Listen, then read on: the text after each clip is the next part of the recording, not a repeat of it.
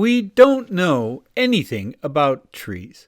In fact, we know less about trees than we do about building houses. But it was important for us to protect as many trees as possible on our land.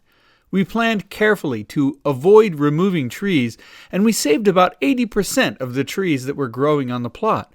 So, when we noticed yellow needles on our red pine, we got a little concerned. Not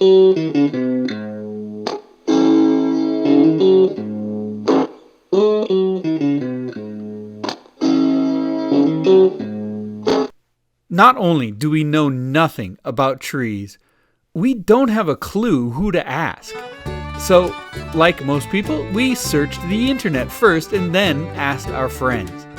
The internet said that when a pine tree starts to get yellow needles, it's in distress. And so far, nothing surprising, but the confirmation made us a little nervous. Whatever internet source I stumbled on went on to say that this problem may be caused when the tree has experienced a shock, possibly from flooding or from drought, or from other potential types of root damage. Well, the roots have likely been damaged, as they probably had extended into what is now the foundation of the house. But no one thought this was particularly concerning. But the needles kept getting more and more yellow, and we kept asking around. One of our friends suggested that there had been a tree parasite going around that specifically affects red pines. Looking at our tree, she gave us the definitive diagnosis that our tree was a victim. Now, this friend is no expert either, but her conviction unnerved us. So, without further delay, we decided to call a real expert. You might think that finding a tree expert when living in a forest would be easy, and it probably is for someone who knows where to look, but we knew only to call the neighborhood management office. But that wasn't a bad call, because they are as concerned about the trees in the neighborhood as we are. And we got the name of a horticulturalist right away. We called up the company, and the president of the company himself offered to come over. He looked at the tree and announced that it was unlikely suffering from the parasite Matsukui mushi, or any particular disease. In fact, Matsukui mushi, that parasite, hadn't been discovered yet in Hakuba.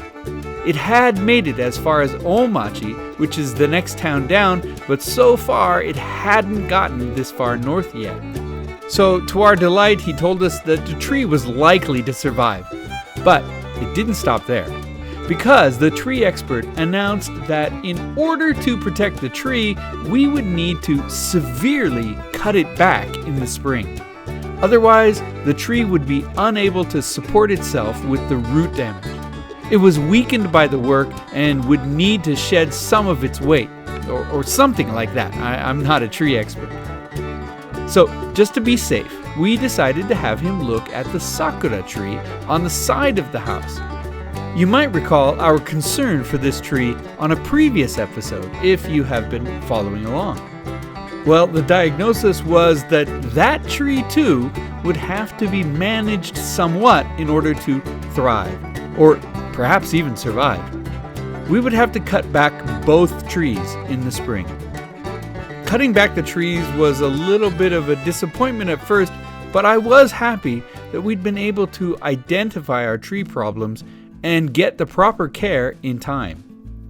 But to be honest, another thought also came into my head. I didn't doubt the advice of this horticulturalist. I am still certain that following his advice would save our trees. But I started to wonder if there weren't other pieces of advice by other people that I would rather follow. You see, Japanese horticulture leans heavy on the pruning of trees. Some would call it over-pruning. They tend to control the growth of the tree very actively and shape trees as they grow, rather than simply letting them grow the way they want to grow. I think there's a place for that, and it can be very beautiful, but I wasn't sure that the place for it was our yard. So that leaves us in a weird position, because we don't know any other tree experts and we don't have any idea where to get a second opinion. I feel like we need a completely different perspective, but we have no idea where to find it. So the saga of the trees continues, but for the moment, the red pine sure looks beautiful standing in front of the house. I hope we don't have to do much to save it, but the needles are getting more and more yellow, and I will definitely prune it back if that is the best course of action. So let's just see what happens in the spring, and meanwhile, we'll be looking for a second opinion.